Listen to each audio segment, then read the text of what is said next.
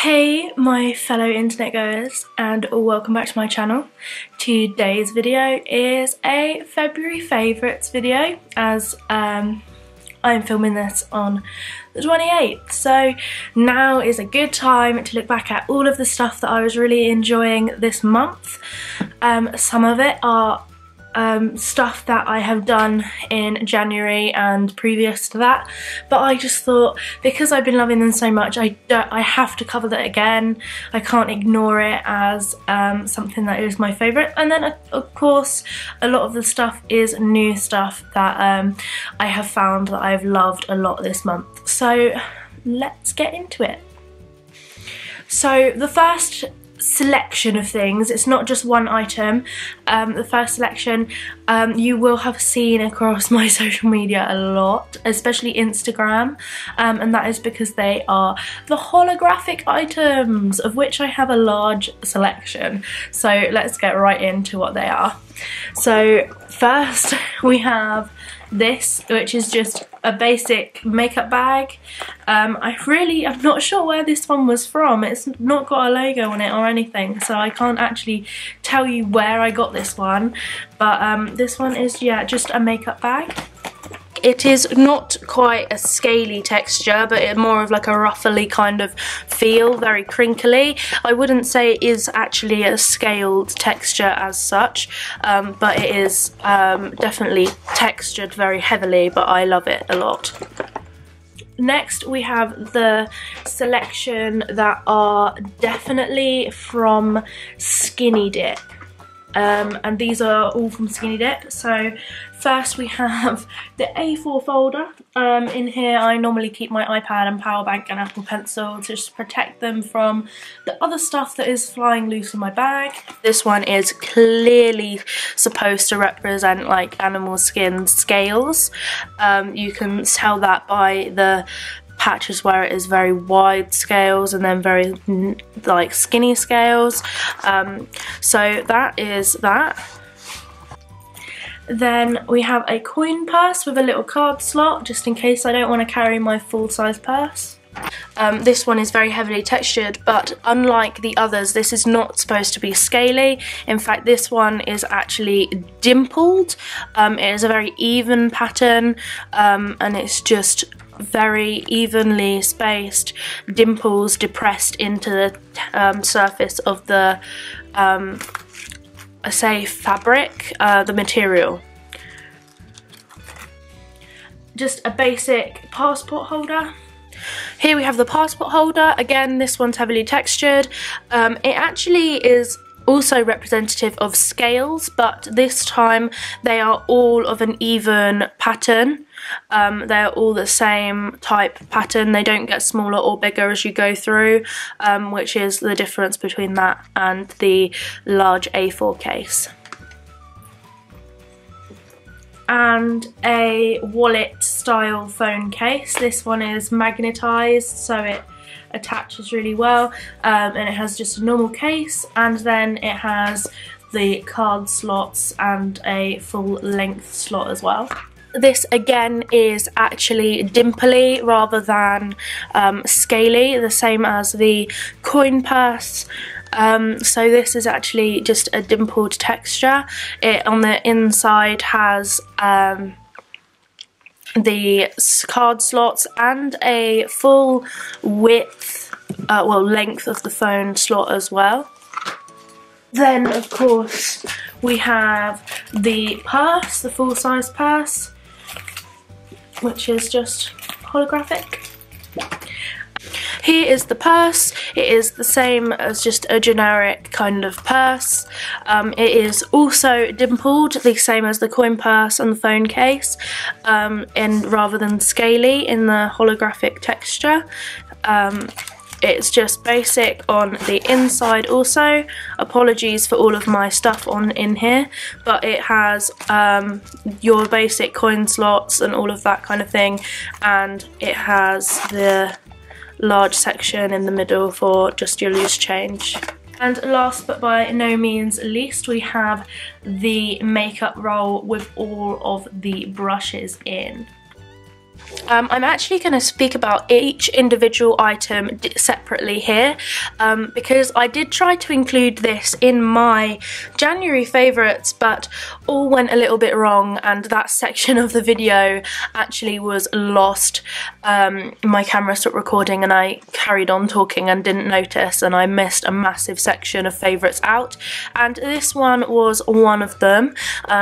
This is a makeup roll, which means that if you look at the end here, this is like a cylindrical pencil case, if you like, and then it has this bit around here rolled or wrapped around the outside. So it is attached with this bit of elastic around a button, so I will go ahead and undo that. So if you unroll it, you can see that we have an array of makeup brushes here, all attached to the actual pencil case like that. This roll actually has some of my makeup bits in there. So if we then talk about all of the brushes individually. Okay, so with the makeup brushes, we will start from this end and work our way that way. So this one, as you can see, is a very large fluffy brush. All of the brushes carry this marbled texture, as you can see here. This one is called the All Around Flawless, and it is the F2. I'll try and show you that. It is the F2. You can probably tell that it is starting to wear off already, which is making me a bit upset because I do like it when brushes have names and numbers. So this one is clearly a powder foundation brush, or maybe blush if you want to use a bigger brush for that. This is the Face It, it is the F1, so this is the foundation brush. Apologies for it being dirty, but that is because I do use this brush a lot. So that is just your basic kind of foundation brush. Next we're into the contour section. This section here of these four come in a set of the contour brushes. So we will begin with this one. Now this one is an angled brush. It's still quite a thick and full brush, but it is angular, and this one is, or was called, Blend the Rules, and it is the C4. I can only just make out what it was actually called, because although the gold foiling has worn off, it actually does have left a depression in the actual plastic of the handle. The next one along is this one is called Cool My Buff, and this one is a C2. This one I actually generally use to apply highlight to my cheeks and around my temples, because it is a stout little brush with very densely packed bristles in there. So what I do is I tend to really densely pack on highlight into the bristles of this brush so that I can get a really strong colour payoff when I apply it to my cheekbones and around my temple area.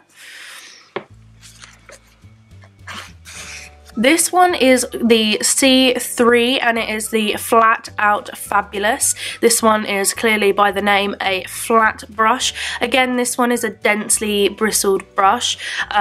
So I don't use this one that often, but when I do, I use it to blend my contour. And although this isn't really what it was designed for, I do that because I tend to really densely pack on the pigment and then remove it, rather than not put on enough and have to keep adding and adding and adding. So I will use this as a, I densely pack on the pigment of my contour, and then I use this because it is heavily, it's got a lot of thick little hairs in here, so it's very dense, so it's really effective at blending out all of the extra contour.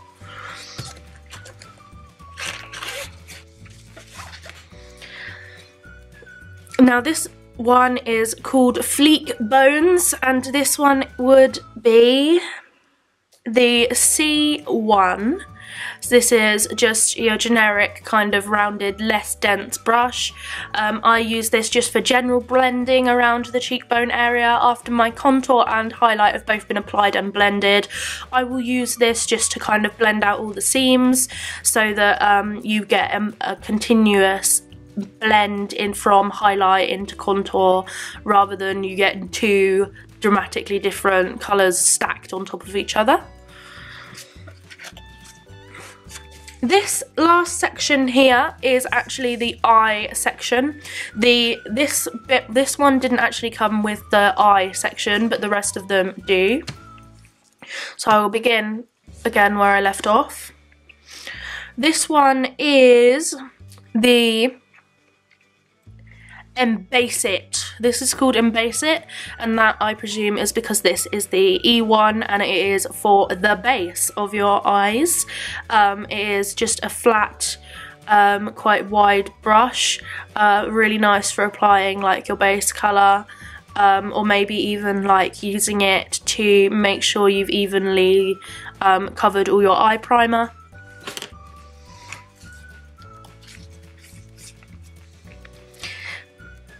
This is the E2 and it is the Crease Police. So as you would have guessed, this is a crease brush. It is essentially the same as the C1 contour brush, but obviously on a lot smaller of a scale, and it is just a generic crease brush. It's really good at its job, works all of the pigment right into the crease area there. Now this one is the Blend Baby Blend E3, and this one is another little angular brush for blending around the eye area into your transitional colours. Then we have the one that wasn't in the set, and this one is the B1, and it is that's B is for brows, and it used to say take a brow on it, but it is now rubbed off. So one end has the it has a spoolie and a comb on the end in a nice rose gold, and then the other has a thin angled brush for doing your eyebrows with. The next one along is another one that is part of the eye kit, and this one is It's a Wing Thing E5. Now this one I don't actually use for that purpose because I don't use gel liner in a pot. This is essentially another small angled brush that is designed to be used to apply your wing liner with a gel in a pot, but because I don't use that style of liner, I actually just use this as a smaller, more intricate version of the brow brush, and I use this just for the very tips of my eyebrows as it's very accurate.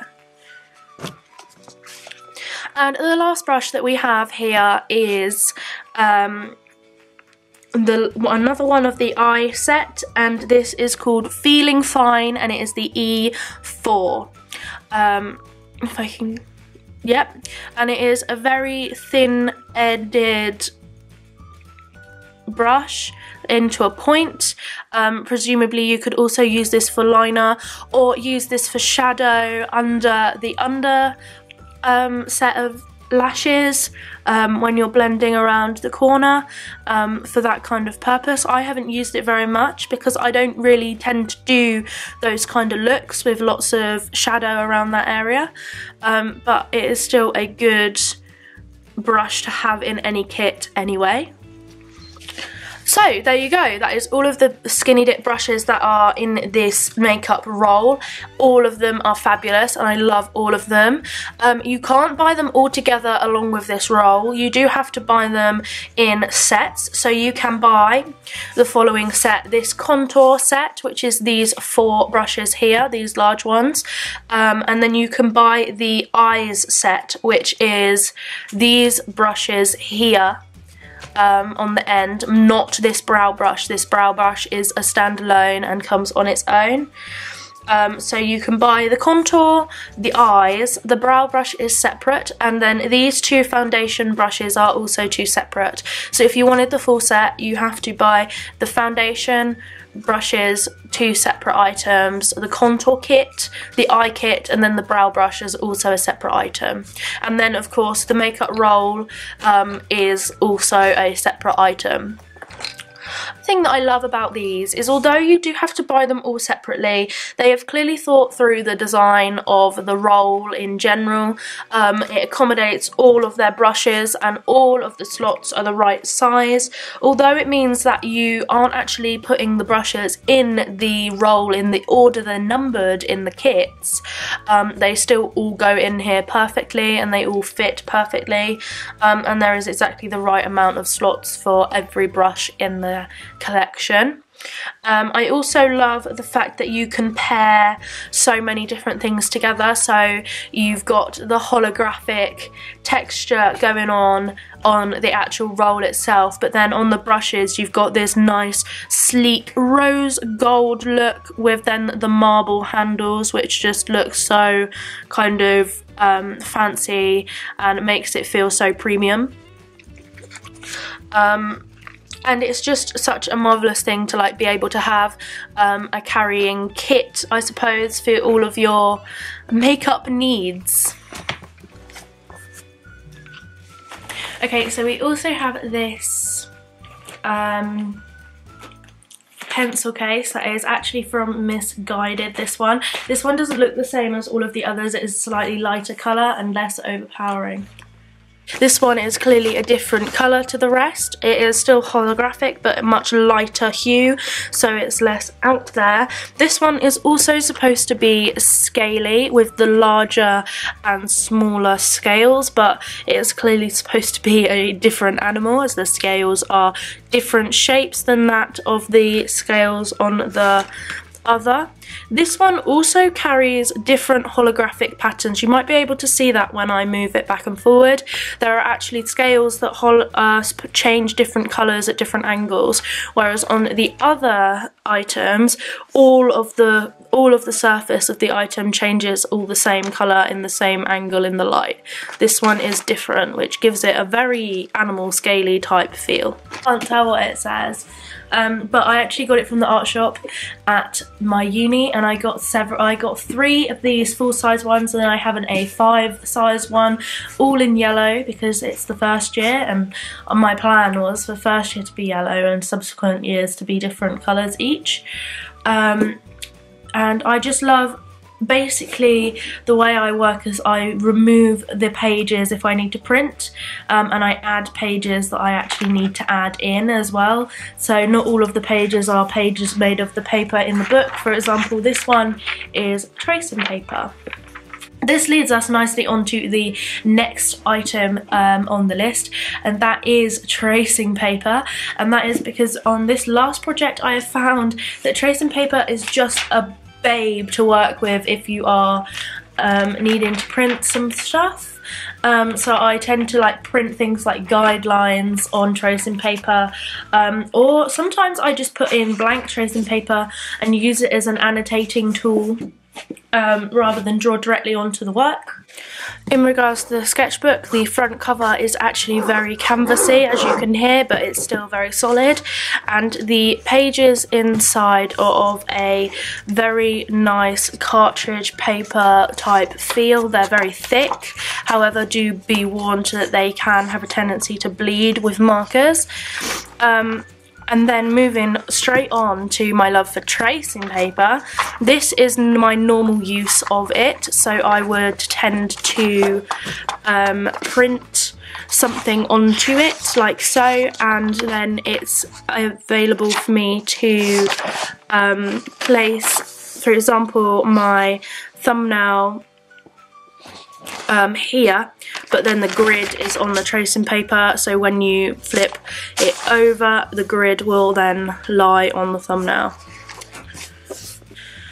The next thing is actually related to the camera, the new camera, which you all know about by now, and this is just general kind of, I've dropped it on the floor. Let me go get it. This is just general kind of accessories for the camera. So we have got, of course, the case that goes over it when it is not in use, and then my favourite is the pistol grip style thing, so that I can hold it like away from my face like this, which is absolutely fab. Here are the two parts of the camera case. So this is the bottom that actually attaches to the camera. You have the wheel at the bottom which attaches to the camera, and then obviously subsequently the tripod or the pistol grip would attach to that. Here are the two poppers on the base which the main actual protective case mounts to. So this is the main case. It has a very solid section for the lens protection, and then just the main body of the camera like so. So imagining this was attached to the camera already, you would have this popper attach at the bottom there like that, and then you would have this bottom popper attach around here, if I could do it correctly. Like so, like this. So here is the pistol grip I was telling you about. It is obviously very much like a pistol grip. It has the ergonomic finger notches along the side and then a thumb one there, so you can grip it strongly like this. It also has a wrist strap here. This is one that I've added, not the one that came with it, and this bit actually unscrews, so if you don't even want the attachment for the wrist strap, it actually attaches there. And here is the mount section here, and rather than continuously turning the actual pistol grip itself, it actually has a wheel here which allows you to attach it firmly to the camera and then spin the wheel to tighten it up. And then last of all, I have something that is very much on my favourites at the moment. It's got to be my all-time favourite, and that is my new mug. This mug is actually massive. You would have seen that on my Instagram as well, quite a lot. And this is like a coffee bowl type mug slash soup bowl type thing. It's actually really large. It still has coffee in it right now, but it is amazing. It's stoneware, which makes it so much nicer to use than just a regular porcelain or china type mug. And I am obsessed with it. Which no longer has coffee in it, as I have drunk the coffee and rinsed it out. It is still actually a little bit wet in there. So it is just a stoneware mug that I just really love using for coffee. It's got this black finish, but if you actually like look all around, it is just not perfect, and that is what I love about it. The top isn't level all the way across. It's got a little bump here, and all of that kind of stuff is what I just love about it. It's so quaint. I love that it is massive. I mean, if you look at it in my cupped hands, it is really big. It actually has about 500 ml capacity, which is amazing. So if I show you the bottom there, then you can see that the actual finish only goes as far as like the base, so you can actually see the stoneware on the bottom, which is just so quaint and perfect, and I love it. And then you can see that it has what it where it came from written on it there, so it's from Habitat, and you can see that it is microwave and dishwasher safe on there as well. So thank you guys for watching this video. I hope you enjoyed watching the favourite style video. Comment down below if you have had, or experience any things on the favourites that I have.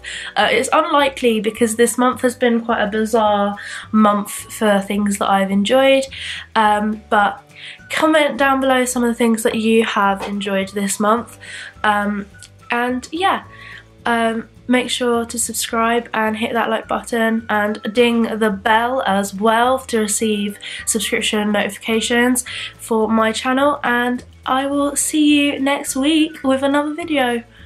Bye!